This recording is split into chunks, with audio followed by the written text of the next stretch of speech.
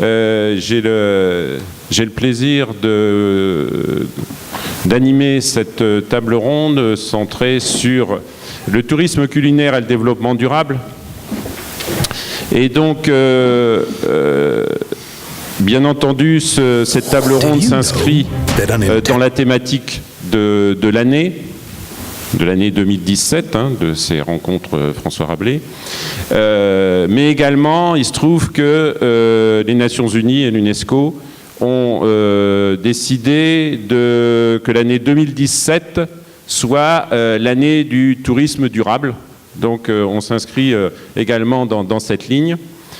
Et donc l'objet de la table ronde va être d'échanger, d'avoir des points de vue sur la dimension patrimoniale de la cuisine, comment elle peut être mise en valeur dans le cadre du tourisme en respectant les règles du développement durable qui sont non seulement la préservation des ressources naturelles, mais également la préservation des diversités culturelles, donc des hommes, et de la croissance inclusive. Et on verra des exemples en France, mais aussi à l'étranger, parce que la caractéristique de nos tables rondes, c'est de donner aussi un point de vue international, soit par intermédiaire, par exemple sur l'Asie du Sud-Est, où Manolita nous donnera un certain nombre de références, mais également en direct, puisque dans le cadre de nos tables rondes, on a 2 invités mexicains qui sont venus spécialement de l'Université des Caraïbes à Cancun pour parler de ce sujet. Donc je ne fais pas trop long pour laisser le temps aux intervenants. Vous voyez qu'ils sont particulièrement nombreux. Il y a beaucoup de choses à présenter. Il y aura un certain nombre d'images. D'ailleurs, vous envoyez, le temps que je fais l'introduction, on n'a pas mis le son, mais un clip sur le Mexique et les différentes dimensions du tourisme culinaire au Mexique, sur lesquels on va revenir dans quelques instants. Mais juste avant de lancer proprement dit cette table ronde, je fais la présentation de nos 6 intervenants dans l'ordre du tour de table. Donc, à côté de moi, Elena Gamarra, qui est professeure à l'Université de Caraïbes, dans le département, il y a un gros département tourisme, hôtellerie, restauration, qui nous présentera un peu la dimension de réflexion plutôt académique sur ce thème. À côté d'elle, Lionel Prigent qui, alors d'ailleurs entre l'impression du document que vous avez sous les mains et maintenant a changé de statut puisqu'il était maître de conférence, il est devenu professeur d'université il y a quelques semaines, donc professeur à l'université de Brest, qui est économiste mais surtout travaille sur la dimension mise en valeur des éléments de patrimoine et d'urbanisme. À côté, presque au centre de la table ronde, Juan Manuel Cavajal, qui donc nous vient de l'Université des Caraïbes, qui a la caractéristique d'être à la fois professeur, mais également chef cuisinier. Et il aura l'occasion de nous préciser tout à l'heure comment il cherche dans une démarche de réflexion, mais aussi d'inclusion des populations, à valoriser des fruits ou des légumes qui sont en train de disparaître dans la culture maya, dans la jungle maya, pour les valoriser. Et vous verrez, c'est assez surprenant entre le produit brut et la transformation, la valorisation culinaire et l'exploitation de ces produits auprès des marchés locaux et du tourisme. À côté, Marielle, Marielle Salvador, qui est enseignante-chercheur à l'INSEC Business School à Lyon, dont la spécialité est le marketing et en particulier sur le comportement du consommateur et encore plus particulièrement par rapport aux produits alimentaires. À sa gauche, José-Louis Pereira, qui nous donnera un point de vue de terrain depuis maintenant près d'une vingtaine d'années.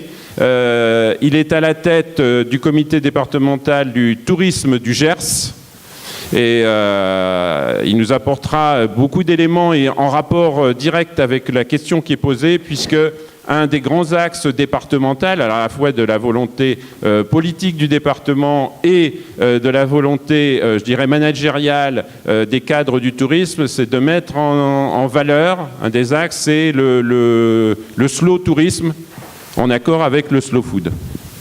Et enfin, Manolita Lassalle, qui est professeur au lycée hôtelier de tourisme de Biarritz, qui, au-delà des dimensions internationales qu'elle pourra nous apporter, puisqu'elle a fait un certain nombre de missions et elle connaît très bien l'Amérique latine, nous donnera aussi quelques éléments concrets cette fois-ci, parce que là on y tient, sur la dimension formation des jeunes et aborder la sensibilisation au goût et la sensibilisation au développement durable. Voilà, donc on va peut-être démarrer tout de suite par quelques exemples d'illustrations sur ce qu'on peut appeler le tourisme culinaire, en prenant différents exemples et des éléments de réflexion. Alors, d'abord académiques au niveau du Mexique, et après on prendra des exemples concrets en Asie du Sud-Est, mais aussi en France avec le département du Gers, avant de réfléchir sur comment se construit une offre touristique autour de cette notion de tourisme culinaire, et on abordera, j'espère qu'on aura le temps, la question des labels, la place des labels. Voilà.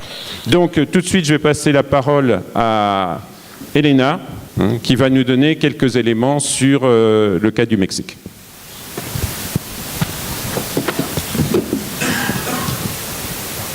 Bonjour. Bon, merci pour l'invitation, doyenne. Bon, je parlerai du contexte du tourisme et du développement durable à Quintana Roo. Et pour commencer, je dois vous parler dans le cadre général à propos de Quintana Roo. Bon, l'État de Quintana Roo est situé dans la partie sud du pays, dans la péninsule de Yucatan. En raison de la situation géographique et du climat, il possède une énorme biodiversité, ce qui le rend reconnu pour ses plages et son patrimoine matériel et immatériel. La prochaine. Bon, sur le sujet de la durabilité, Quintana Roo est l'un des 10 premiers États de la République mexicaine où les entreprises privées ont commencé à investir dans la protection de l'environnement à raison du tourisme. Si vous voyez dans les photos, il y a un tourisme culinaire qui commence à se développer. Le gouvernement mexicain, la prochaine. Non, c'est bien, c'est bien. On a commencé à faire des routes touristiques. Dans les cas, ici, si vous voyez, il y a la biodiversité, la part culturelle et aussi la gastronomique. Tous les touristes qui sont venus à Quintana Roo cherchent maintenant un tourisme où la gastronomie soit présente. Mais aussi, bon, le gouvernement mexicain a exercé sa gestion sur le développement des programmes de préservation du patrimoine naturel, ethnique et culturel. Bon, dans le cas de la gastronomie, sur la base de la politique nationale de promotion et diffusion de la cuisine mexicaine à niveau touristique, ce programme il est prononcé il y a 2 ans par le gouvernement fédéral qui cherche à travers de projets de collaboration entre l'académie et les organismes gouvernementaux et la population, sauvegarder tous les produits locaux, les techniques culinaires antiques, l'environnement naturel, des espèces menacées. Et dans ces cas, il y a beaucoup de projets maintenant on s'est fait réaliser. D'abord, je parlerai sur les projets coopératifs de la langouste Chacay, qu'en fait, ce sont des chefs de restaurants de grands hôtels à la Riviera Maya et qui ont décidé soutenir des pêcheurs à la zone de la banque de Chanchorro, s'appelle comme ça. Et bon, sa intention, c'est promouvoir la pêche sustentable, durable, et la consommation des produits de la région, surtout dans ce cas de la langouste. Alors, tous les entreprises, les chefs et la population, on travaille de la main avec ces projets pour réunir des efforts et améliorer la condition touristique et protéger de ces animaux. Le deuxième, en fait, le gouvernement, il a sorti de petites émissions télévisées avec les chefs plus importants. Vous avez voyé un exemple de ça au début de la présentation.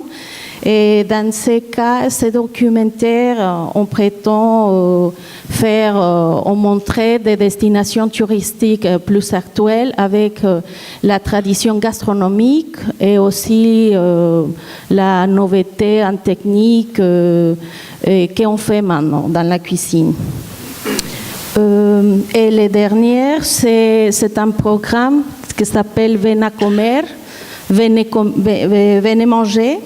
Bon, son objectif principal, c'est promouvoir la gastronomie mexicaine, ainsi que la destination touristique, grâce à certification de qualité des services dans les aliments d'alimentation et des boissons au Mexique.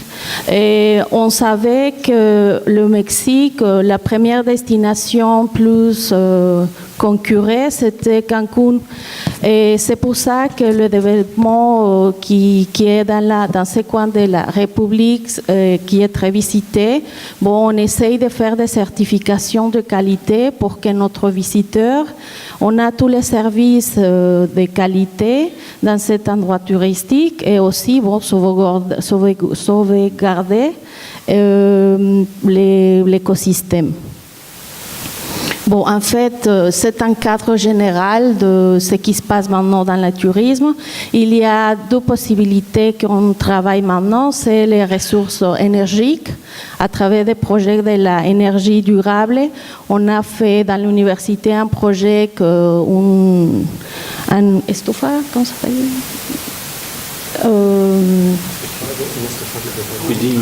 un cuisinier solaire. On a répliqué quelques recettes et on l'a fait avec ces prototypes d'appareils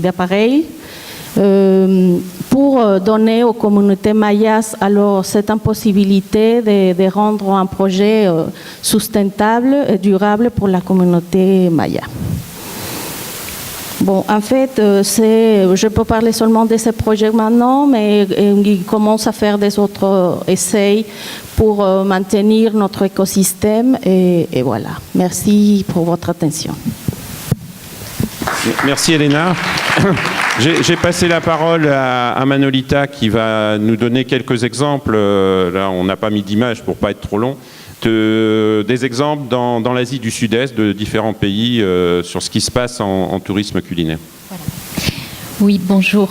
Alors, donc, contrairement au tourisme gastronomique qui recherche des expériences haut de gamme, dont le tourisme culinaire ne recherche pas spécialement le bien manger, mais plutôt le manger vrai, à travers la découverte de traditions du terroir, de spécialités régionales. Il est en plein essor car il est directement lié à un besoin du retour au local, et également un besoin d'authenticité que recherchent les touristes. Il présente également un intérêt considérable pour le développement économique local. Alors je vais vous donner maintenant quelques formes de tourisme culinaire dans plusieurs pays d'Asie. En Chine, par exemple, à Chengdu, qui est la première ville gastronomique asiatique désignée par l'UNESCO, la cuisine de Sichuan de cette région est réputée pour ses saveurs relevées. On propose par exemple la visite du musée interactif de cuisine de Sichuan pour y découvrir la gastronomie chinoise, son évolution, mais aussi pour aller ramasser des légumes bio et confectionner ensuite une spécialité de pixian, par exemple, la pâte de haricots, selon une technique traditionnelle, et une poudre de piment au moyen d'un pilon datant de la dynastie des Qing. Je ne sais pas si je prononce bien. Également, donc, ce ramassage de légumes va permettre ensuite, dans un atelier de cuisine avec un chef, d'apprendre à cuisiner 3 spécialités, avec transmission de compétences liées à la cuisson, bien sûr à la présentation, à la dégustation aussi. Également, d'autres dégustations, donc dégustation ensuite bien sûr des plats préparés et remise d'un certificat de grand chef débutant avec les recettes réalisées. Et d'autres dégustations aussi de spécialités peuvent être proposées au cours de visites de sites touristiques. À Pékin, sont très touristiques aussi l'allée des snacks ou un centre commercial qui est appelé un temple de la gastronomie où des clients locaux, des touristes, des employés de bureau viennent déguster des spécialités bon marché de toute la Chine. À Leshan, on trouve aussi des enfilades de petits stands, des stands de street food, bon, c'est la culture bien sûr en Asie, qui proposent par exemple un choix de légumes variés. Donc vous faites votre marché, vous remplissez votre panier, donc des légumes variés, même des algues, on peut trouver tout ça, que vous remettez ensuite à une cuisinière qui les fait frire devant vous et les assaisonne généreusement au poivre de Sichuan. Alors, je ne sais pas si vous avez goûté ce poivre, mais quand on en a dans un mets, on le sent. On peut trouver aussi, bien sûr, des carrioles ambulantes dans les rues de Chengdu qui proposent d'excellentes collations de Sichuan, d'anciennes traditions culinaires. Voilà, donc ça c'est pour des exemples en Chine. À Singapour, donc, qui est un concentré d'Asie et qui favorise aussi le tourisme culinaire avec sa cuisine de rue qui offre des plats de toute l'Asie, d'inspiration japonaise, malaise, chinoise, pakistanaise, indienne, vietnamienne. Les food courts, comme on les appelle, qui sont tous aux normes, sont des espaces couverts et ouverts, équipés d'un grand nombre de tables et de bancs où on peut aller déguster des spécialités culinaires selon son choix. Il y a même un street food qui a reçu une étoile Michelin en août 2016. Vous avez peut-être vu ce reportage puisqu'il est passé à la télévision pour le restaurant le moins cher du monde. Sa spécialité, le Hong Kong Soya Sauce Chicken Rice and Noodle du chef Chan Hongmeng pour 1,50 €. Il faut faire la queue pour aller déguster cette spécialité. D'autres pays d'Asie du Sud-Est, comme la Malaisie, avec sa cuisine complexe, là aussi aux influences multiples, chinoises, indiennes, malaises, ou le Cambodge, la Thaïlande, le Vietnam, bon, je les rassemble un petit peu parce que, faute de temps, proposent aussi des visites guidées avec des chefs locaux qui proposent, avec des dégustations dans des restaurants typiques, de coupler cela avec la découverte des marchés locaux, la visite de marchés locaux, des petits kiosques de rue, bon, avec la culture du street food toujours, des échoppes ambulantes, des cours de cuisine ou des midnight food tours en tuk-tuk à Bangkok, par exemple. Au Sri Lanka, des périples gastronomiques aussi sont proposés, la visite d'un jardin d'épices pour mesurer l'importance, le poids de ces condiments dans la cuisine sri-lankaise, visite du marché de Kandy, pays du thé et des légumes exotiques, traversée en train aussi pour voir les plantations de thé de Ceylan, les cultures maraîchères et les rizières. Pour terminer, en Inde, on peut aussi rencontrer des petits producteurs de thé de Darjeeling, qui proposent la découverte de leurs traditions avec des repas partagés chez eux, avec la visite de leur village, de leur ferme, des cours de cuisine locale, avec la production biologique de leur potager. Donc ça, c'était juste un petit aperçu pour vous montrer que les formes du tourisme culinaire sont assez diverses. Voilà. Merci Manuelita. On va poursuivre et on va rentrer un peu plus dans le vif du sujet. On viendra sur des exemples en France aussi dans un instant. Mais essayer de réfléchir comment on peut se construire cette offre de valorisation des produits du terroir dans le cadre du tourisme. Alors, je vais peut-être passer la parole à Lionel. Alors, on va regarder, en effet, je vais illustrer ceci peut-être par un exemple régional. Comment est-ce que finalement on en arrive à cette définition d'une offre qui doit s'organiser autour d'un renouvellement finalement de certaines valeurs, dont donc celles qui ont été évoquées, d'authenticité. La question de la sécurité est d'ailleurs une question intéressante. On y viendra peut-être en conclusion. Alors, je vais vous donner donner juste en quelques mots l'expérience à multiples entrées que l'on peut observer aujourd'hui en Bretagne. Expérience qui part finalement d'un diagnostic dès le début des années 90, double diagnostic. Un premier diagnostic du côté du tourisme d'un vieillissement de la destination, vieillissement de la destination pour une multitude de facteurs, mais qui s'observe par une baisse tendancielle, continue de la fréquentation, puis un vieillissement des touristes qui viennent. C'est-à-dire, ils reviennent d'une année sur l'autre, mais ils prennent un an de plus chaque année, et puis les enfants finissent par ne plus venir avec eux, et donc finalement, on observe une forme de dégradation qui accompagne également une dégradation des équipements notamment d'hébergements provisoires qui restent dans leur jus. Alors c'est très bien quand on veut cultiver une forme de nostalgie, c'est moins bien aussitôt que l'on attend d'une certaine manière une montée en gamme. Donc vieillissement et puis donc une sorte de déphasage un tout petit peu de cette offre touristique, une obsolescence et un éparpillement parce que pour essayer de maintenir malgré tout l'attractivité, eh bien on développe le tourisme rural, le tourisme vert, le tourisme sur tout un ensemble de produits. Et donc, ça finit par fabriquer une sorte d'éparpillement de la proposition et de l'image également du territoire. Et puis, une crise qui est aussi une crise sur la production elle-même. Pas que la production du produit touristique, mais la production alimentaire, l'image que la Bretagne peut avoir. Donc, c'est notamment les crises autour des côtes qui sont polluées par les pétroliers qui se sont échoués, les crises autour de l'eau, autour des problèmes donc de nitrate dans l'eau, donc les algues vertes qui évidemment polluent les rivages, l'image d'une agriculture industrielle qui finalement dissimule derrière le cochon en batterie bien l'ensemble des autres produits et oblitère toute une partie de l'activité au bénéfice d'une activité réputée très exportatrice, mais d'une qualité discutable. Je mets évidemment des guillemets derrière tout ceci. Donc tout ceci nous fabrique finalement une image qui tente à se dégrader. Alors derrière cette image, eh bien, il y a une réaction, ou plutôt des réactions en chaîne qui apparaissent, une réaction des acteurs locaux. Alors ces acteurs locaux, c'est les entreprises, c'est les associations.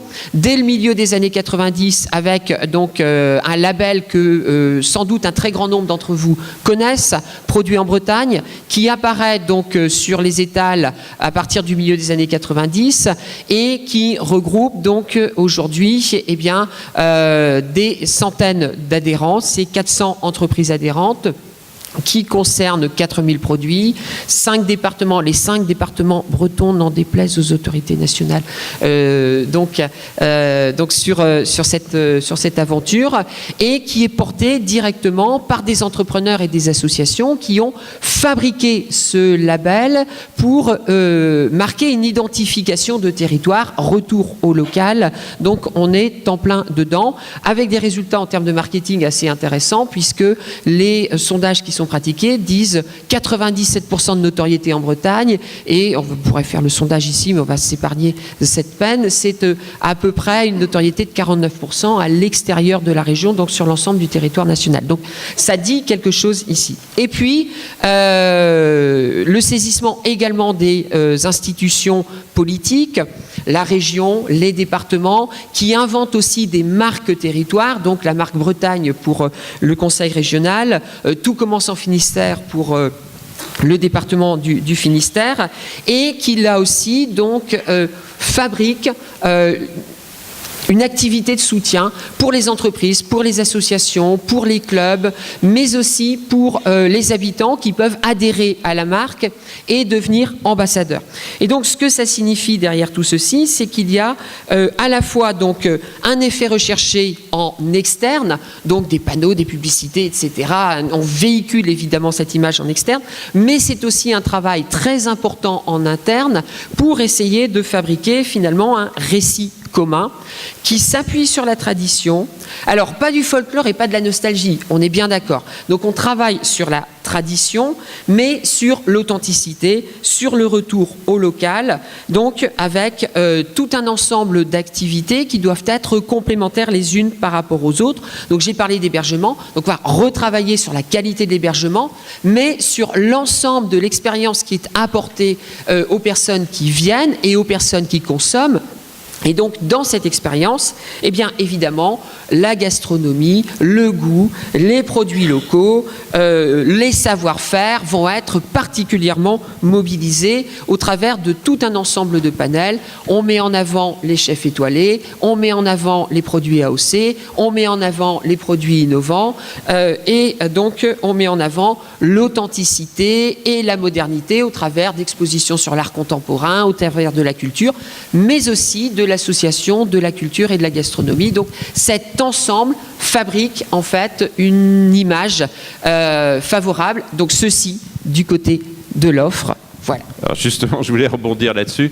Ça, c'est les offreurs, les producteurs, les pouvoirs publics. Mais ce qui serait intéressant, c'est de voir comment le perçoit le ou les consommateurs. Et donc, je vais me tourner vers Marielle, qui a un peu regardé la question et nous donner un point de vue là-dessus, si c'est bien en phase.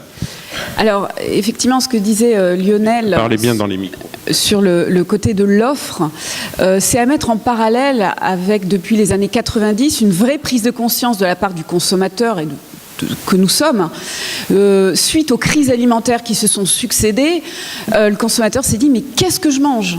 Donc au-delà du seul fait du tourisme, il y a une vraie prise de conscience, et c'est à partir de là que le consommateur s'est dit mais en fait je ne sais pas ce que je mange, les industries agroalimentaires me le cachent, et les sociologues de l'alimentation parlent bien d'une errance alimentaire de la part du consommateur, et donc ce consommateur s'est mis à tout simplement rechercher ses racines au travers de son alimentation. Et c'est demander, c'est poser la question, est aller chercher aux origines même du produit. Et quand on va chercher ses carottes, ses pommes, on va les chercher, pourquoi pas, à la ferme d'à côté, chez le producteur. Et là, on voit comment ça a été produit, fabriqué. Ça rassure. D'accord, donc c'est un phénomène de réassurance que l'on connaît bien en marketing. Et à partir de là, donc ce que disait Lionel, c'est vraiment à mettre en parallèle. Les régions ont pris aussi conscience de ceci.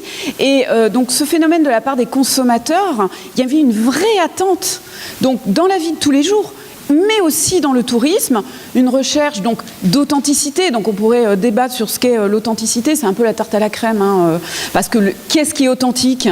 Ce qui est authentique pour un touriste ne le sera pas forcément pour un local, mais bref, parenthèse, je la referme. Mais donc une recherche d'authenticité, de vraies attentes au travers de son alimentation de tous les jours, mais aussi une alimentation pendant ses vacances, parce que tout simplement l'alimentation dans une expérience touristique va enrichir alors à la fois la personne, parce que eh bien, c'est une recherche, un petit peu une quête de soi, au travers de son alimentation, on va découvrir des choses nouvelles et on va en ressortir transformé, mais c'est aussi une quête, une découverte de l'autre, puisque, eh bien, au travers des échanges avec le producteur, le fermier, les marchés locaux, on échange et donc on s'imprègne de la culture de l'autre.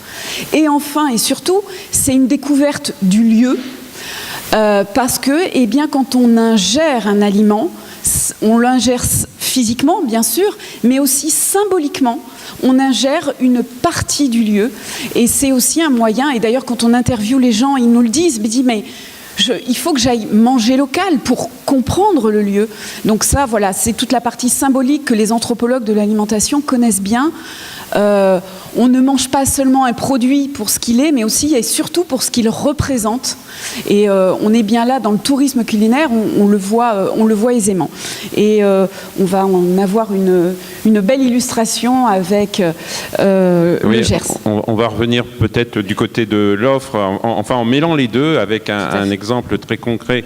On peut peut-être lancer la vidéo sur le cas du département du Gers, Puisque là, il y a une volonté politique de mettre en valeur cette dimension depuis pas mal d'années. José Luis Pereira va nous le préciser, avec une politique globale et puis avec des exemples un peu plus précis et sur la réflexion, j'allais dire marketing, voire stratégique avec les grands axes. Oui, oui, la vidéo. Oui.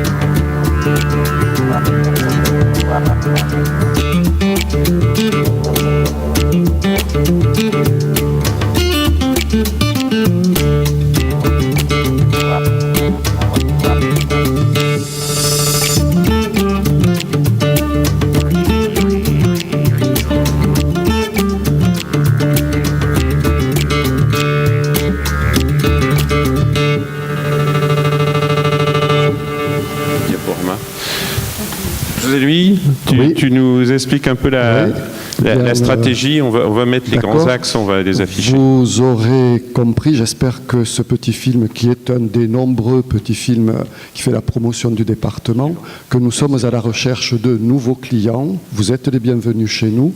J'ai besoin de nuitées, de chiffre d'affaires pour récompenser tous les efforts de nos producteurs, de nos entreprises touristiques. Alors, je me retrouve énormément dans ce que viennent de dire Lionel et Marielle. Voilà. Effectivement, ils ont posé le cadre.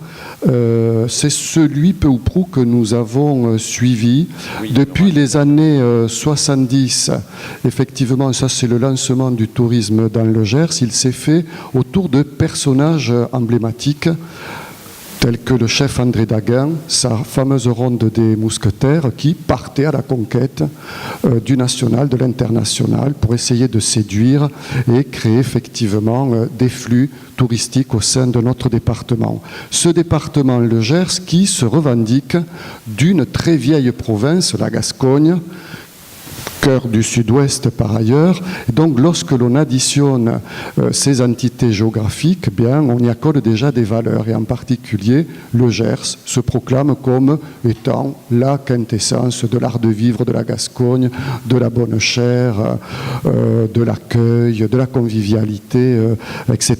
C'est-à-dire des éléments de sympathie qui nous permettent donc de séduire le client futur. Bien entendu, dans les années 90, les entités publiques ont voulu hiérarchiser, ont voulu organiser davantage ce qu'était le département, et avec une petite incidence, à savoir que, y compris dans le domaine de la culture, le Conseil général de l'époque a organisé un réseau de cinéma avec une régie d'accueil pour des tournages de films. Et là, nous avons été grandement récompensés en 1995 avec Le bonheur est dans le pré.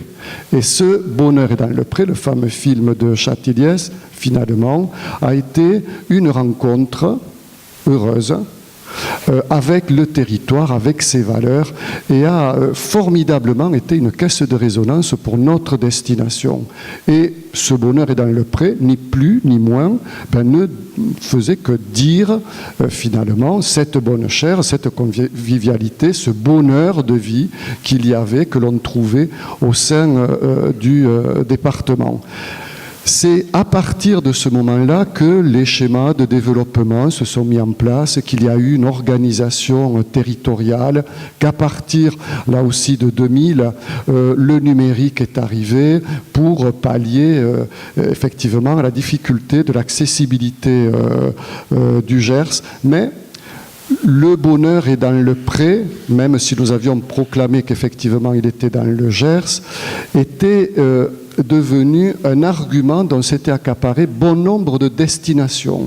Et de ce fait, ça avait affaibli notre force et donc cela constituait de plus en plus une faiblesse pour notre destination. Et donc, nous avons dû effectivement nous repencher, réécrire quelles étaient nos valeurs, ce que nous étions, puisque auparavant, globalement, nous faisions de tout. Et là, effectivement, il fallait réécrire ce que nous étions, ce que nous proposions, pour que le visiteur puisse mieux nous percevoir. Et effectivement, nous avons énormément travaillé sur cette réécriture de nos valeurs, mais que nous avons voulu confronter également à la perception client, c'est-à-dire ceux qui nous visitaient, comment nous voyaient-ils.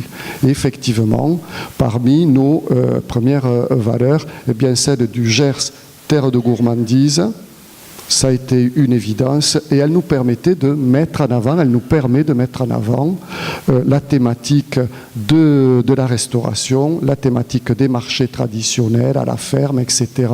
De même que les autres qualités, les autres positionnements nous permettent d'insuffler, d'y mettre eh bien, toute l'offre touristique. Exemple, terre de rencontre et d'échange, ce sont les grands festivals qui font la convivialité de notre département et dans lesquels également nous insufflons de la restauration de qualité. J'y reviendrai plus tard. La même chose, terre d'équilibre entre l'homme et la nature. Le Gers est beau, c'est une Toscane du Sud-Ouest, c'est ainsi que le perçoit le client. Et bien, cela nous permet de parler des paysages, des divers modes culturels, etc. Et la terre d'aventure et d'histoire, bien entendu, l'incontournable d'Artagnan avec nos villages de caractère, les Bastides et autres, ces lieux de convivialité et de partage. Pour aller plus avant, et avec ayant écrit ce qu'était l'offre touristique départementale, nous avons eu ce besoin de poursuivre notre écriture d'une différenciation pour conquérir davantage nos bassins émetteurs et nos bassins plus lointains et pour organiser également les partenariats internes et les partenariats régionaux. Et là, nous avons eu besoin de travailler à la qualification de l'offre parce que nous nous sommes rendus compte, toujours dans ces années 2000, que nous avions tout un pan de nos clients qui pouvaient être insatisfaits. Par exemple, 35% de notre clientèle était familiale avec des enfants de bas âge jusqu'à 12 ans. Et nous nous rendions compte que nous générions de l'insatisfaction car nous ne savions pas dire quelles prestations nous avions spécifiquement organisées pour cette clientèle-là. 2/3 de notre département est couvert par la viticulture. Bien entendu, des appellations telles que l'Armagnac sont fortement identitaires pour notre territoire, mais là aussi nous avons 6 appellations, donc nous avions besoin de réécrire que de l'apéritif au digestif, nous apportions également une solution, les bons crus d'Artagnan. Et donc l'ensemble de nos cibles aujourd'hui sont couvertes par 80% d'entreprises qui sont qualifiées, qui offrent des prestations qualifiées et qui sont dans le développement durable, même si l'on y revient. Et donc là, ces 4 marqueurs sont enrichis, vous le voyez du côté droit de ce tableau, par des démarches qualité exclusivement départementales qui concernent soit les restaurants, car là aussi, nous avons eu une érosion de la qualité et donc de la perception du Gers on y mange bien. Voilà, il a fallu réorganiser un réseau de prestataires. Donc aujourd'hui, ce sont 34 tables du Gers qui accueillent dans l'ensemble du territoire. Mais les lieux de convivialité également, il était important de les réorganiser parce que rajeunissement de la clientèle, enfin, les moins de 35 ans étaient également dans le département. Et là, nous nous sommes attaqués à ce rajeunissement par le biais de notre marqueur territorial qui est bistrot et terrasse du Gers. Voilà. Donc ce modèle, il s'est construit sur un temps long, mais qui aujourd'hui apporte de la satisfaction client, mais également nous a permis d'augmenter les flux de clientèle qui sont passés en 10 ans à peu près de 860 000 à 1 200 000 visiteurs. Merci José Louis. On viendra dans quelques instants sur le slow tourisme et le slow food, parce qu'on va basculer là un peu plus sur le développement durable et la mise en valeur de produits de terroir. On va passer à l'exemple du Mexique. Alors il y a un diaporama très concrètement, Juan Manuel va nous présenter ce qu'ils font à l'université de Caraïbes avec une équipe. Il n'est pas tout seul, il va le dire, il y a anthropologues et nutritionnistes pour retrouver, préserver des fruits et des légumes qui sont en train de disparaître, qui sont extrêmement riches. Là, c'est 3 exemples, on a échangé ensemble. C'est des dizaines de produits locaux, historiques, des cultures qui, dans certains cas, ont disparu, d'autres sont en voie de disparition, et qu'ils essayent de maintenir. Alors de maintenir avec un double objectif, évidemment qu'il y a la préservation du produit, mais surtout de permettre la valorisation par les populations locales, par la transformation, par le biais d'un traitement culinaire. Je passe la parole à Juan Manuel. Merci à toutes vous. Je ferai tout mon possible de parler en français. Alors, qu'est-ce que je fais à l'université? Oui, j'appartiens à un projet qui s'appelle le marché de Maya.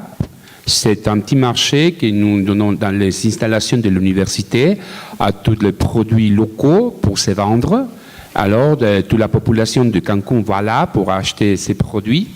C'est un produit qui appartient à un anthropologue, Alejandra Casal, et une nutritionniste, Ana Flores. Sont eux qui m'ont invité. Ils m'ont dit, alors, Juan, est-ce que tu peux faire quelque chose avec nous pour faire que le reste de la population de Cancun puisse acheter ça et trouver quelque chose à faire? Alors, un jour, ils sont entrés avec des produits. Et quand je vis les produits, c'était quelque chose de différent à toutes les choses que vous savez dans votre vie.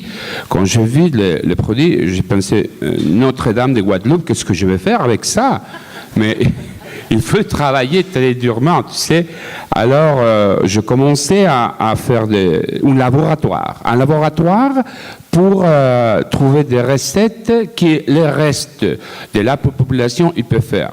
Alors, qu'est-ce qui va aider pour les personnes qui habitent à la zone Maya?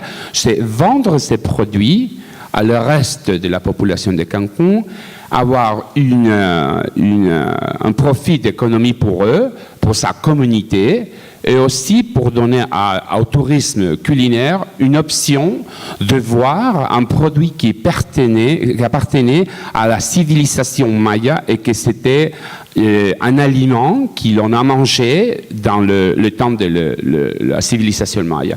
Alors, je vais vous présenter ça. C'était le zapote negro.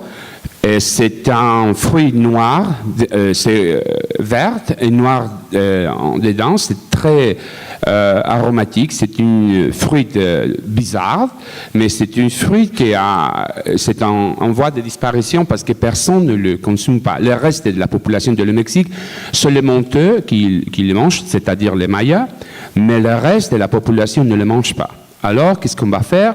On va faire quelque chose qui soit goûteux, qui soit bon et qu'il peut offrir au tourisme comme un produit local, comme un produit qui appartenait à sa culture.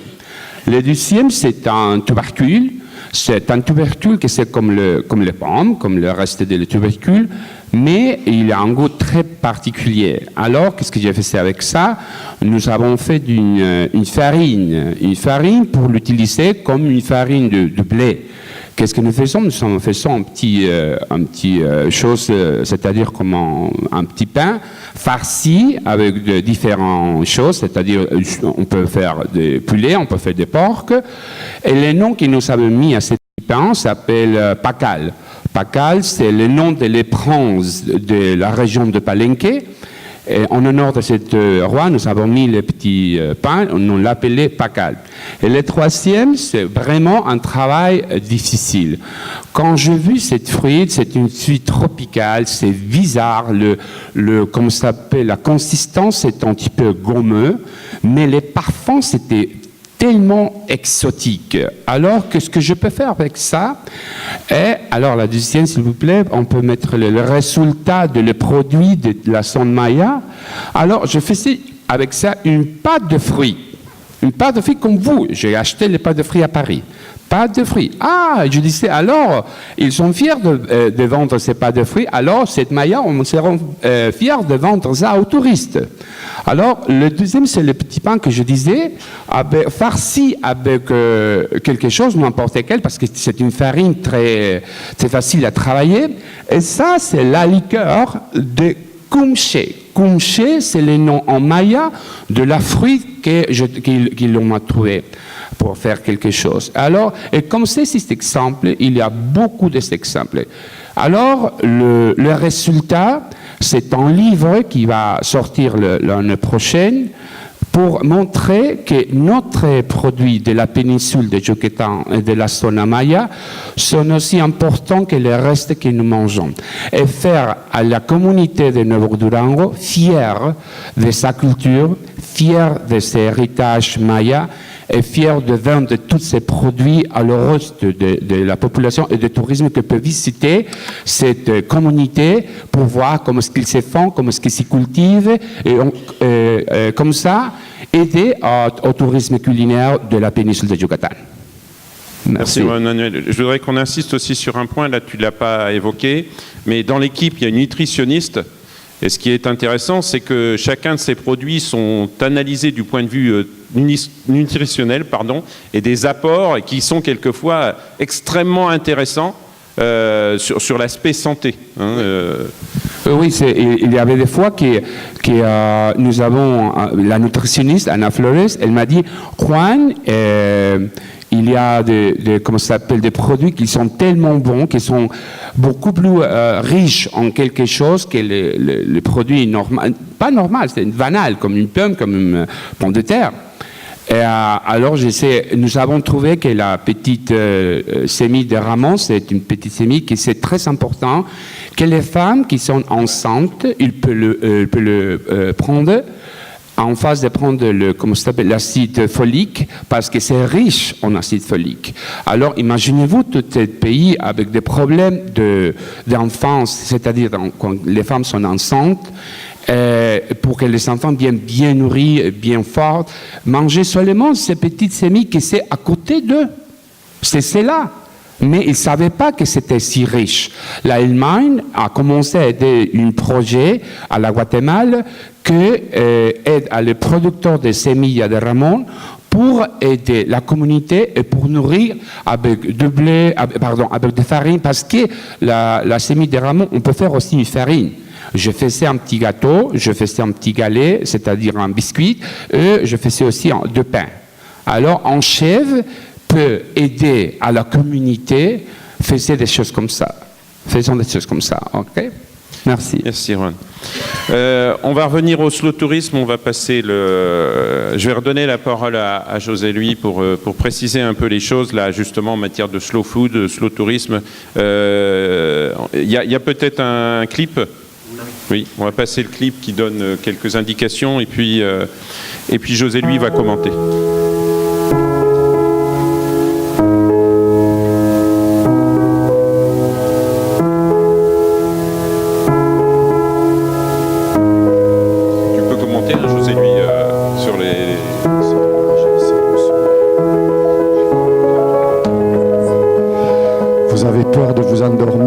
fait, je voulais vous proposer une expérience émotionnelle. C'est ça le propos du slow-tourisme. Voilà. Alors, le slow-tourisme, c'est effectivement proposer à chacun de vivre au rythme de ses envies, mais en ayant la certitude de trouver, de donner du sens au temps qu'il passe dans une destination.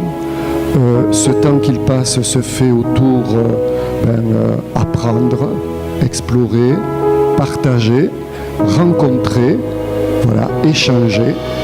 Et tout ceci se fait bien sûr, souvenez-vous, dans le cadre d'un club qui s'appelle Terragers. Ce Terragers qui est fait d'énormément de référentiels de développement durable.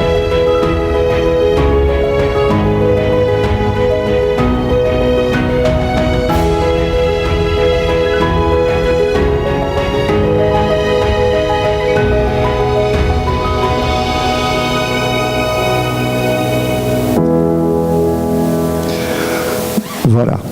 Donc, je vous disais que dans ce choix que nous avons fait de poursuivre cette différenciation et de réécrire ce que nous sommes, quelles sont nos valeurs, nous avons choisi une différenciation qui pouvait paraître singulière, mais qui finalement était dans le droit fil de ce que nous sommes, de notre quintessence, de nos savoir-faire.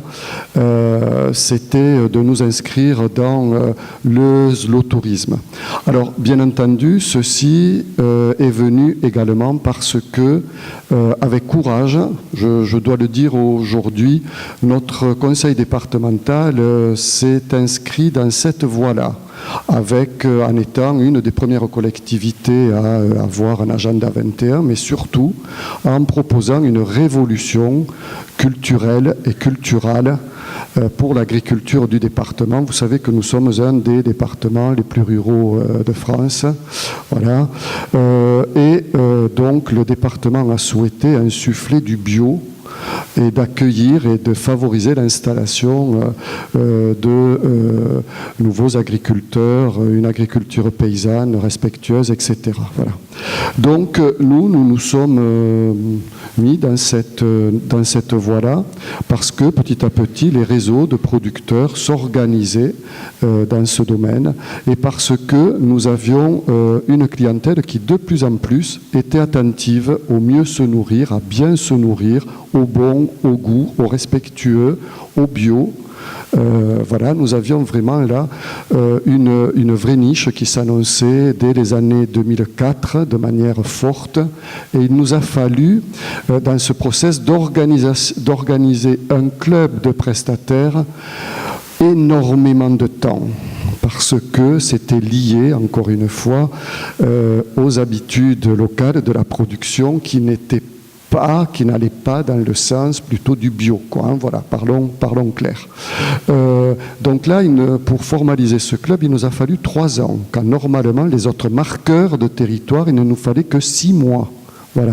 Et donc il a fallu s'entendre sur des critères, sur des chartes d'engagement pour proposer aux clients du vrai, peut-être pas de l'authentique, puisque là le débat on pourrait, mais du vrai, voilà, pour ne pas le tromper, pour ne pas faire du greenwashing. Et c'est vrai que nous nous sommes appuyés sur énormément de référentiels de progrès, en particulier celui des stations vertes. Nous avons un maillage important, les stations vertes chez nous c'est 50% de l'offre touristique concentrée dans 15 communes, donc ça nous permettait d'accompagner les 11 métiers du tourisme, dont la restauration, dont les producteurs locaux, voilà, dans cette voie de progrès. Également, nous nous sommes adossés à d'autres labels, tels que les Chitaslo, qui sont les fomenteurs, les organisateurs du slow food. Voilà. Et donc, effectivement, nous nous sommes rendus compte que nous avions des produits sentinelles et que nous ne savions pas non plus le dire. Il y en a 13, 14 en France, enfin une vingtaine dans tous les cas maximum, et nous en avions 3, 4 dans le département. Voilà. Donc nous nous sommes appuyés sur ce réseau de paysans, d'agriculteurs paysans, et nous avons organisé dans ce Terra-Gers des séjours qui combinaient bien sûr de l'hébergement touristique, de la culture, du patrimoine, de la restauration, dans la philosophie du slow-tourisme. Voilà. Mais encore une fois, tout ceci a 2 objectifs. C'est nous permettre, nous, de formaliser des réseaux conquérants de prestataires, si j'ose dire, mais également répondre aux attentes et aux besoins d'une clientèle qui, là, à la dent dure, et c'est normal, est très vigilante sur les niveaux de prestations de qualité qui sont proposés. Et dans cet accompagnement que nous proposons aux prestataires, aux professionnels, il y a également de la formation et tout un tas d'outils dédiés, affinitaires, pour conquérir, pour parler aux clients qui sont les nôtres. Merci José-Louis. Donc là, sur ce point particulier, l'importance des réseaux de prestataires, et c'est un processus long à construire, ça se fait pas, comme tu l'as dit, ça se fait pas en quelques mois, ça se fait en quelques années, voire sur une décennie, donc c'est un processus très long, avec une volonté politique derrière. Il y a un autre aspect important sur lequel je voudrais qu'on échange un peu plus, c'est sur la dimension de label, ou de labellisation. Alors évidemment, on a parlé de l'inscription à UNESCO, au patrimoine immatériel, de différents cas de figure en matière de culture alimentaire, dont le repas gastronomique en 2010. Et d'ailleurs, la même année, il y a eu aussi le Mexique qui a eu une distinction. Alors, la question que je voudrais poser, c'est, est-ce que tu as parlé de Terra-Gers, donc c'est aussi une forme de label. Est-ce que le label est important, voire indispensable pour... mais je vais laisser la parole à... Je vais laisser la parole à Lionel, qui a aussi un peu réfléchi à la question sur l'intérêt d'un label pour promouvoir et surtout toucher les consommateurs. On va remonter un tout petit peu pour justement lancer un peu cette affaire-là. Il y a beaucoup de choses intéressantes qui ont été indiquées à l'instant. Le temps long, l'obstination, la conviction qu'il y a un chemin à tracer, la cohérence à l'histoire, cohérence aux acteurs, cohérence au territoire. On essayait de définir l'authenticité tout à l'heure. Il y a cette histoire de raccord, en fait, permanent. C'est-à-dire ne pas avoir de moments où, en fait, la position qui est donnée, l'image qui est donnée, semble caricaturale à une partie ou une autre, en fait, des acteurs qui sont présents. Et donc, ça implique de pouvoir définir un certain nombre de produits, même transformer, même renouveler. La question qui est importante, en fait, c'est de définir une silhouette du territoire à grands traits et de s'assurer qu'elle est partagée par les habitants et par les visiteurs. L'histoire de la pâte de fruits qui à la fois est exportable mais qui en même temps va redonner fierté à la population locale et capacité à utiliser le bien est quelque chose qui est très très important. Et dans cette situation-là, on est dans une situation qui mêle 2 choses. La différenciation, le besoin de distinction, on va y venir à propos du label justement, mais aussi le fait qu'on est sur une dimension extrêmement complémentaire. C'est-à-dire, c'est un point d'étape, c'est un ingrédient particulier. On ne vient pas au Mexique pour manger des pâtes de fruits. En revanche, ça va aider à rajouter de la complexité, ça va aider à rajouter une activité supplémentaire sur le territoire. Donc c'est un point d'entrée. On ne vient pas en Bretagne pour manger des oignons roses. En revanche, si on tombe sur la fête de l'oignon rose à Roscoff, eh bien on en profite et on repart avec 2 sacs pleins de 10 kilos chacun. Donc c'est de ça dont il s'agit en fait. Et donc là, du coup, on en vient à la question du label, parce que le label permet de travailler sur cette question de la reconnaissance. Alors, cette place des labels, justement, c'est amusant parce qu'avec les labels, on peut aussi jouer des clichés, on l'a vu tout à l'heure sur la définition des marques, on peut faire du second degré, et on peut même parfois friser des situations qui peuvent devenir un petit peu amusantes. On peut juste montrer, allez, pour nous en amuser une minute, ça pas.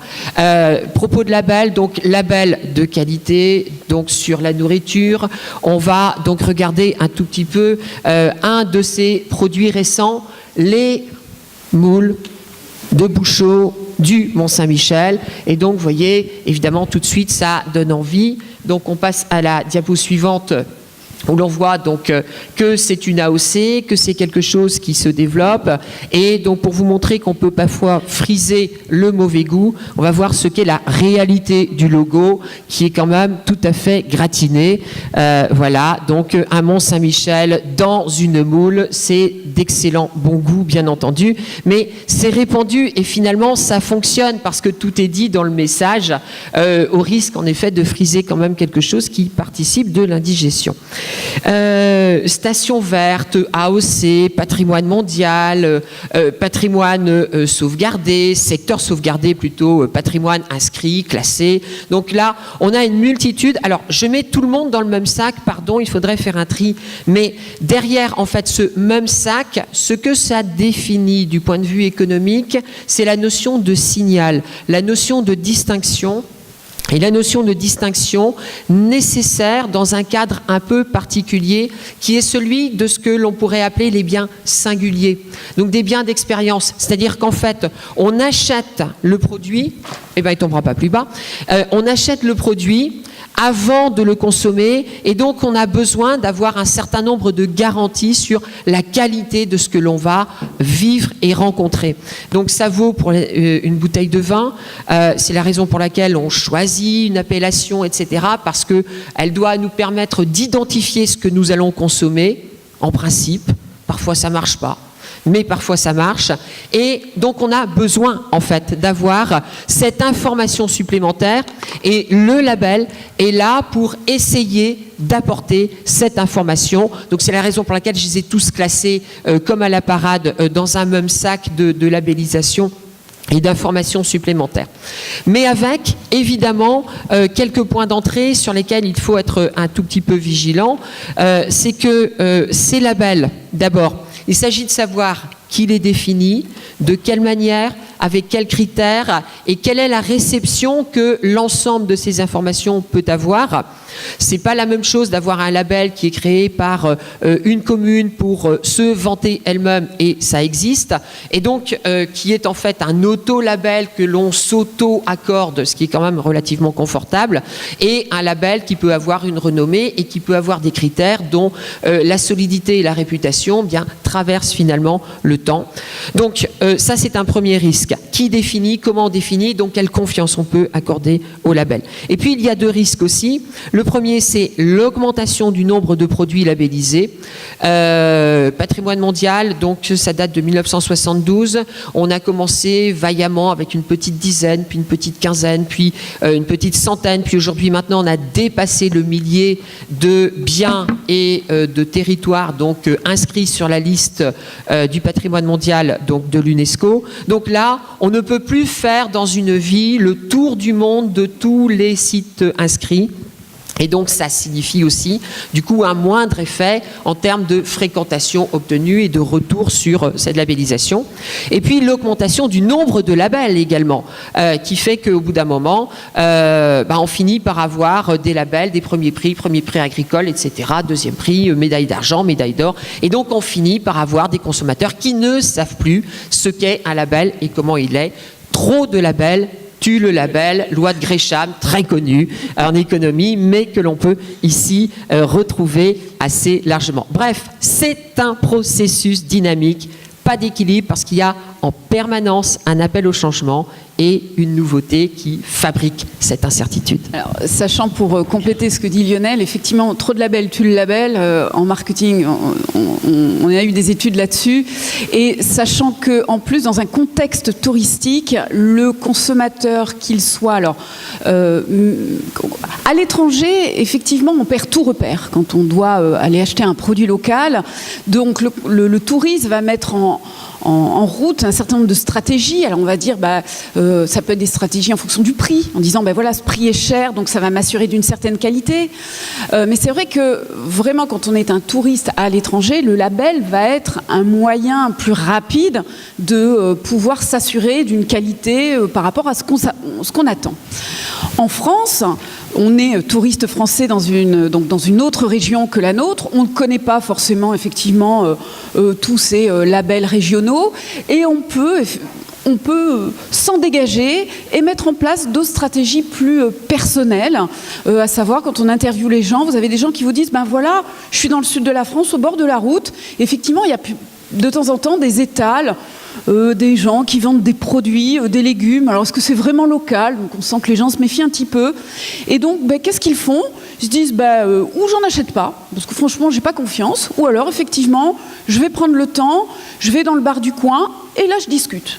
Et là, on va me dire si effectivement ça vaut le coup ou pas. Alors, ça peut être une stratégie. D'autres stratégies, ça va être d'aller directement chez le producteur, comme je vous disais tout à l'heure. Et souvent, notamment, vous avez... ce qui est intéressant dans le tourisme culinaire et ses formes, c'est qu'il y a beaucoup de spontanéité. J'étais sur l'autoroute, je rentrais, il y avait du monde, on en a eu marre, on est parti visiter une usine de nougat. Voilà, une fabrique locale de nougat, et on en a acheté. Voilà, donc ça peut être aussi ça. Donc il y a aussi beaucoup de bouche à oreille, bien évidemment. On va dîner le soir dans un restaurant, on discute un petit peu avec le restaurateur qui va nous donner ses plans, parce que oui, les restaurateurs, et on l'a vu hier avec Michel Troisgros, donnent leurs bons plans. Leurs producteurs sont de vrais ambassadeurs de produits locaux, et Michel Troisgros nous l'a montré hier.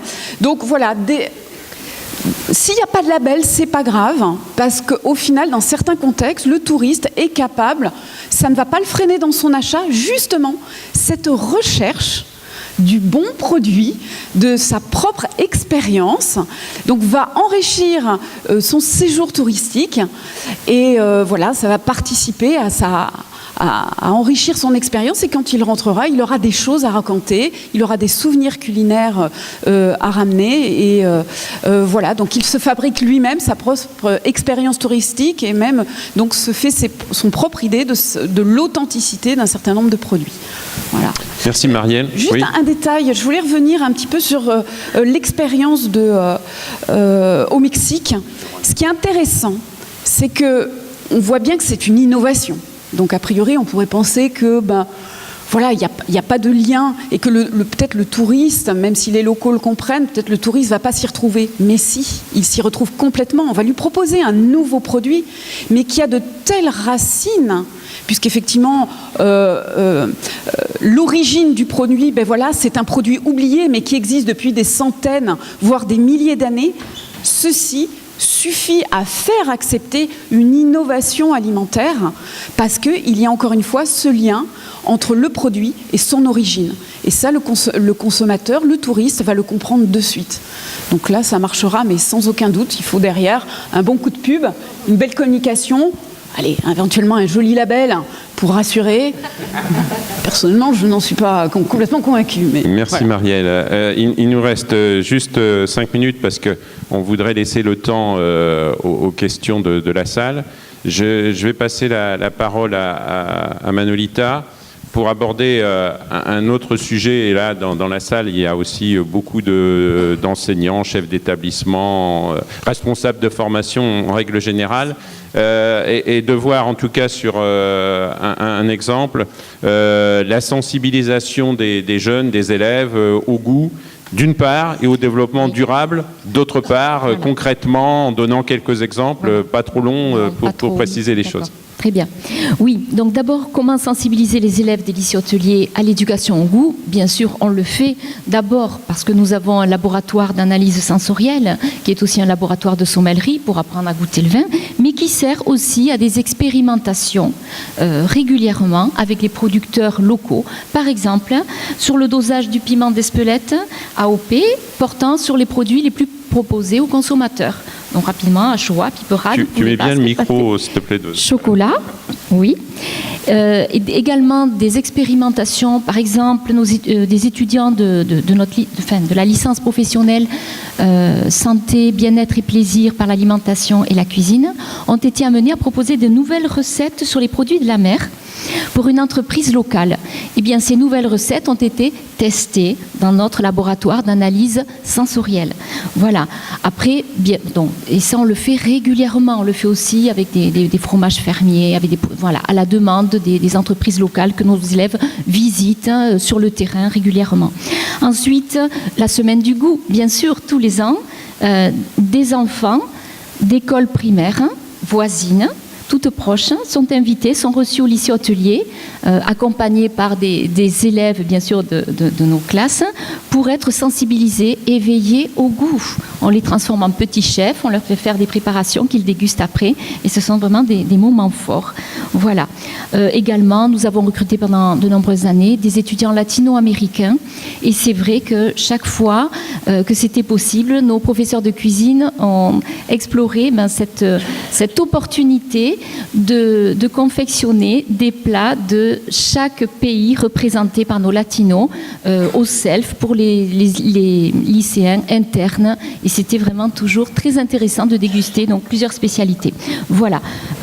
Pour maintenant donner une petite idée de la manière dont on sensibilise au développement durable, notre école hôtelière est très engagée dans le développement durable. Nous menons de nombreuses actions. Alors la première, bien sûr, c'est d'avoir élaboré 2 chartes éco-responsables, l'une pour l'hôtel d'application, l'autre pour le lycée, les restaurants, etc., donc qui ont été votées en conseil d'administration, qui montrent l'engagement de toute la communauté scolaire. Également, évidemment, la lutte contre le gaspillage alimentaire. Donc, hier, il y a une question qui a été posée. Oui, ça fait partie c'était inscrit dans les référentiels. Nous formons nos élèves c'est à la lutte contre le gaspillage. Alors, comment? On fait venir, par exemple, de nombreux responsables d'associations locales engagés dans le développement durable, en leur présentant aussi les circuits courts, donc le locavorisme, l'importance de la connaissance des fournisseurs. Également, avec l'aide d'un chef étoilé de la région qui a appris à nos élèves à réutiliser les parures de légumes. Bon, hier, on avait des chefs qui nous parlaient de ça, et à recycler, donc sous la forme de compostage, ce qu'on ne pouvait pas utiliser. Donc, on a dans tous nos ateliers pratiques en cuisine des boîtes, l'une de couleur jaune, l'autre verte, la boîte anti-gaspi pour les fruits et légumes partiellement utilisés, donc des parures que l'on peut réutiliser, et la boîte à compostage, bien sûr, pour ce que l'on ne peut pas utiliser, mais que l'on va recycler, parce qu'on a quand même aussi 4 composteurs extérieurs, fabriqués, échangés régulièrement par une association locale de réinsertion de personnes qui travaillent dans le bois. On propose aussi, on a proposé il n'y a pas longtemps, puis on a proposé une journée événementielle sur ce thème de la lutte anti-gaspi au sein de notre école, avec des stands de producteurs locaux. Il y avait une dégustation, vente de produits, mais aussi un buffet anti-gaspi réalisé par nos élèves, de 800 amuse-bouches originaux réalisés avec les marchandises commandées, non utilisées, stockées dans les frigos. Voilà. Donc c'est intéressant. Et puis bien sûr, on peut aussi avoir un jardin potager. Nous en avons eu un pendant 1 an. Bon, le problème se pose de l'entretien toute l'année et surtout l'été quand c'est fermé. On fabrique un fertilisant. On a aussi un lombricomposteur que l'on a réalisé en association avec une ferme lombricole locale.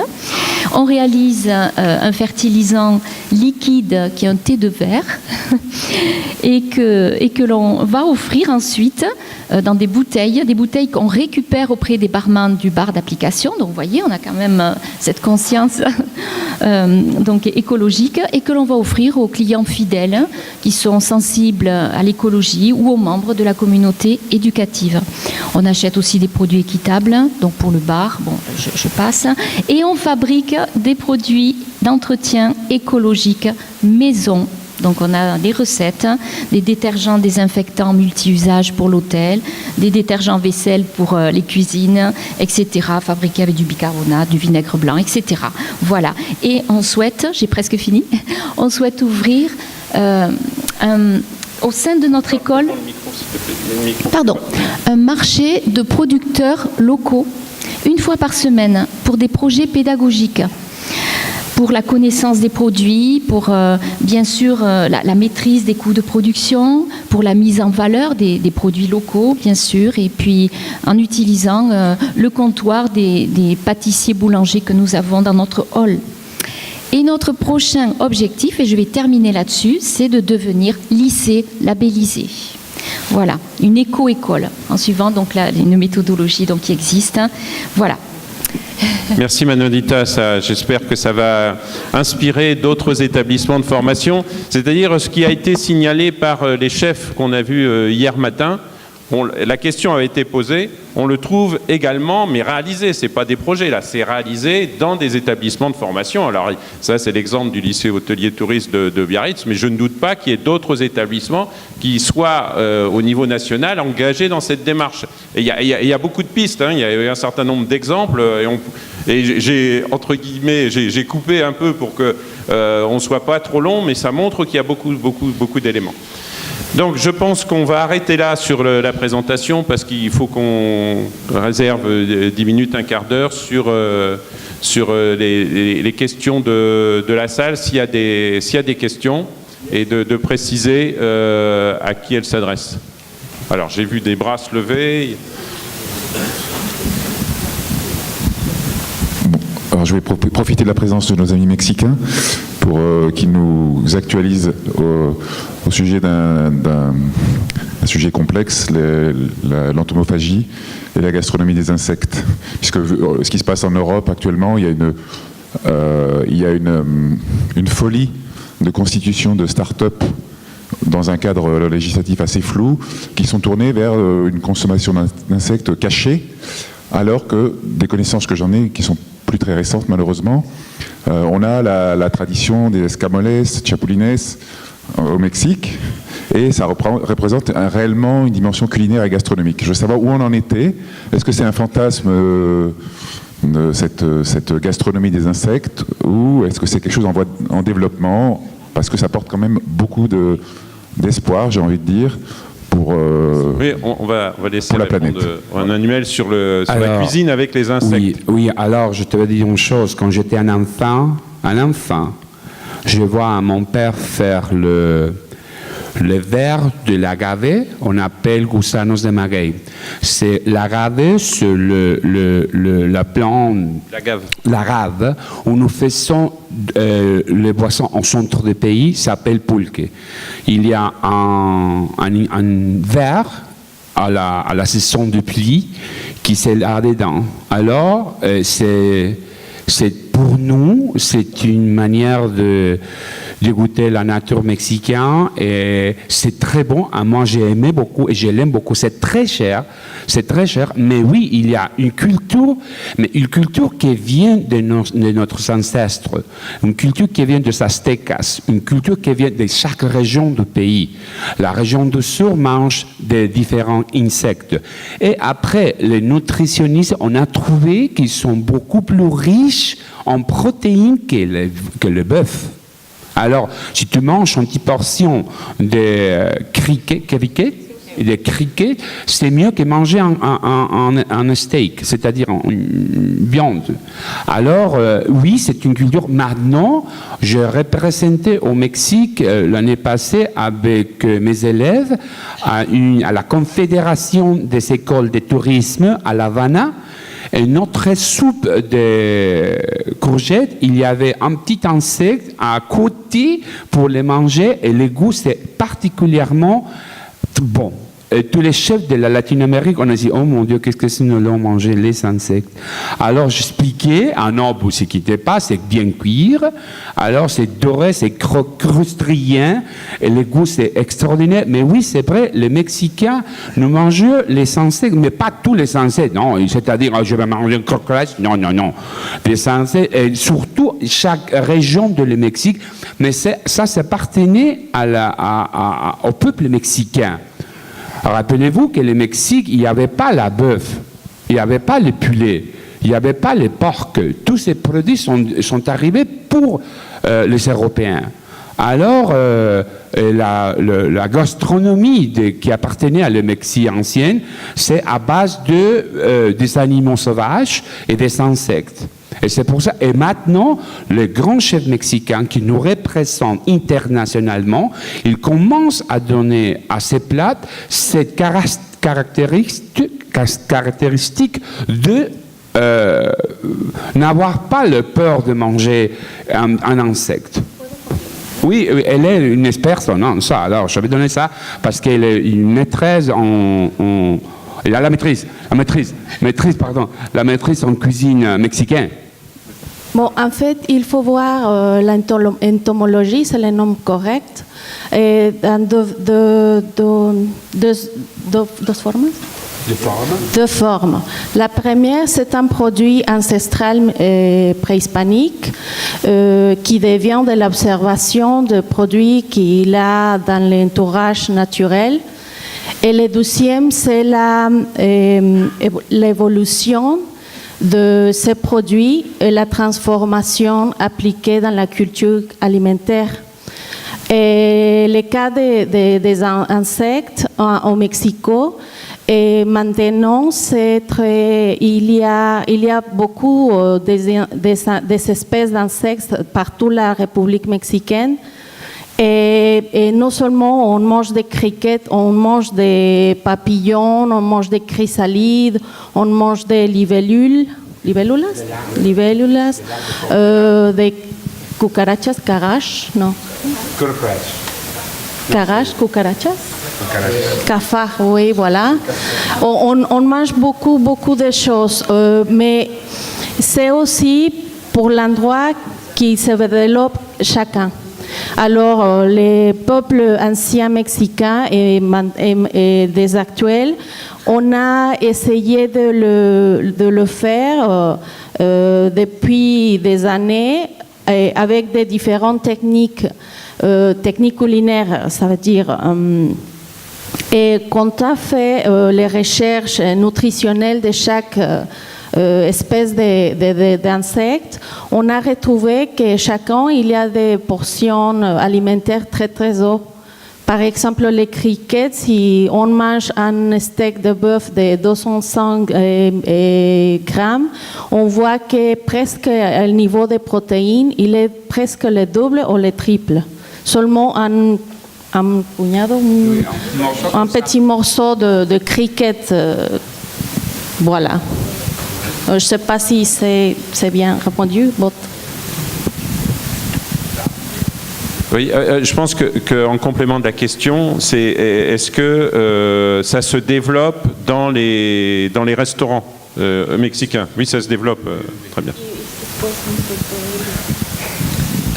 Peut-être juste pour compléter et finir, oui. Mais je pense que si vous avez posé la question, vous le savez, ça fait déjà l'Europe a depuis quelques années débloqué quelques dizaines de millions d'euros pour justement réfléchir à cette question en Europe.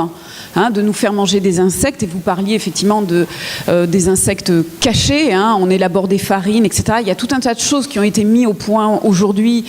Alors il reste beaucoup de flou parce que justement en termes de qualité, de suivi du produit et de sa transformation, ça reste encore un petit peu flou, mais reste fondamentalement le problème chez nous dans nos cultures de la représentation que nous avons des insectes.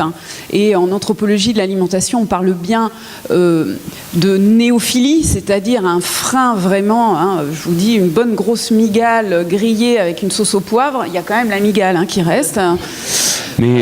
Pour avoir testé, je m'arrête aux pâtes. Hein, j'ai vraiment du mal avec le corps. Voilà, donc on a dans nos cultures, et c'est normal, voilà, plus ou moins un instinct de protection. La pâte de fruits, ça passe mieux. Voilà, mais c'est pour ça d'ailleurs que vous avez une marque qui s'appelle Edible en Angleterre. Alors ça aussi, ça reste un petit peu exotique, gentil, mignon, où on va vous enrober la grosse fourmi géante de chocolat, comme ça, pouf, on la voit pas. Bon, voilà, donc ça reste, il y a quelques restaurants à Paris qui font des sushis d'insectes. Bon, voilà. Mais ça reste très... Oui, vous inquiétez pas, pour manger déjà les escargots. Il faut seulement ouvrir les menus. Pas seulement un escargot. Vous devez manger beaucoup de variétés. Il y a beaucoup dans les jardins, il y a beaucoup, crois-moi. Alors. Et on ferait des économies d'insecticides, c'est vraiment génial. Mais... Oui, n'utilise pas l'insecticide, c'est vrai. Une autre question, Gérard ? Oui, bonjour. On va faire un saut du Gers au Mexique, mais on va commencer par le Mexique, puisque j'y ai été 2 fois. Une fois grâce à toi, l'Éducation nationale, et une fois à Cancun. J'ai découvert, vous savez qu'il y a 2 Guadeloupe. Il y a un Guadeloupe en Espagne et un Guadeloupe au Mexique.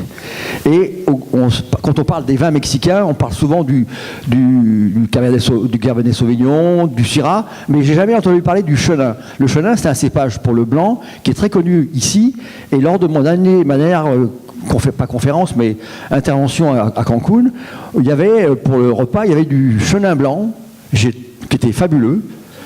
Et j'ai goûté, et il y avait autour de moi que des esthètes, que des gens qui savaient boire, dans le sens déguster. Et on a tous été surpris par la qualité du Chenin blanc qui venait de Guadeloupe. Ça, c'est la première chose pour vous féliciter, messieurs, dames, d'avoir pu, avec ce cépage, faire la même qualité de vin que j'ai bu hier en Touraine.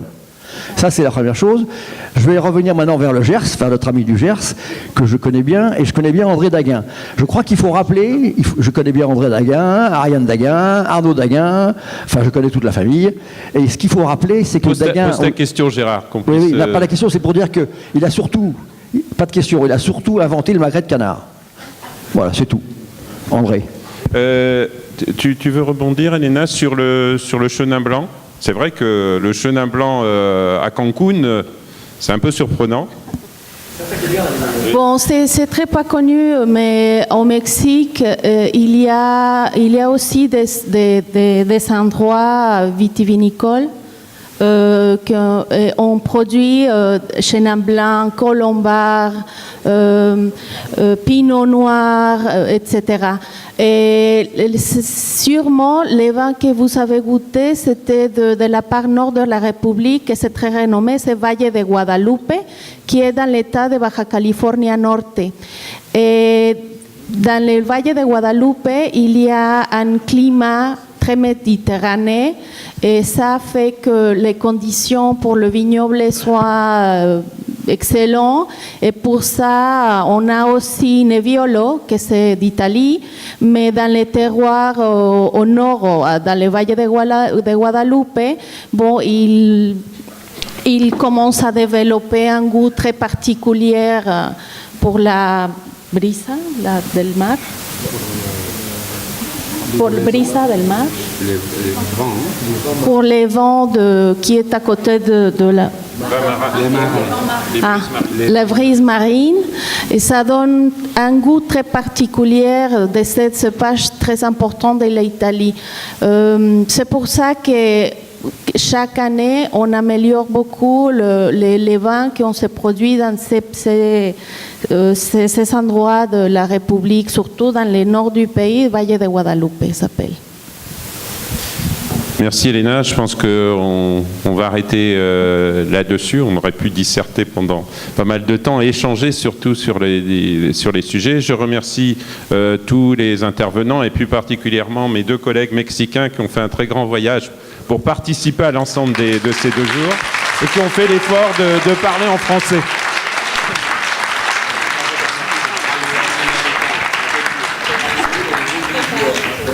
Excusez-moi. Comme j'ai le micro en main, je voulais vous signaler l'existence d'un concours de cuisine éco-responsable initié par le lycée hôtelier d'Inard, l'école Ferrandi, une ONG qui s'appelle Éthique Océan, ainsi que la chaîne Relais et Château. La 6e édition du concours va avoir lieu au printemps prochain.